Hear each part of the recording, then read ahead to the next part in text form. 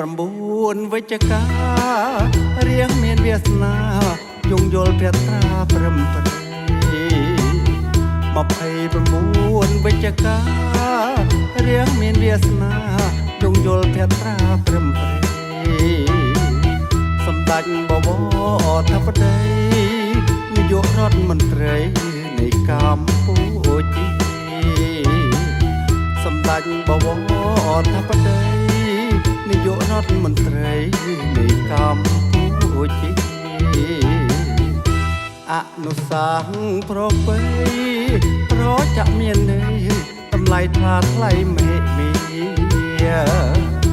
អនុសាសន៍ប្រពៃប្រចាក់មានន័យតម្លៃថ្លាថ្លៃមេមីលោកជួយកំពីប្រជារសាយកងវល់លោកជួយកំពីប្រជារសាយកងវល់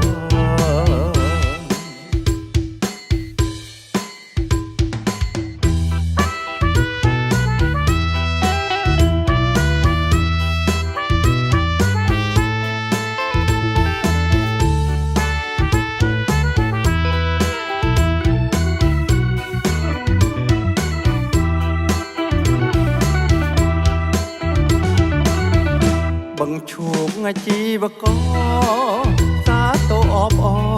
អញ្ញាធរល្អខ្វាយខ្វល់បង្ឈូ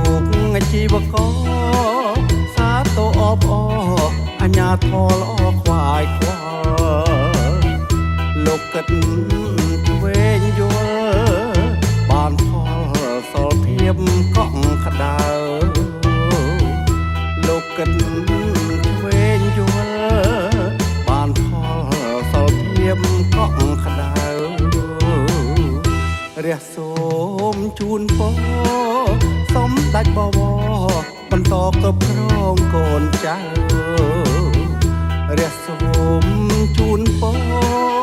សម្ដេចបវរបន្តគ្រប់គ្រងកូនចៅ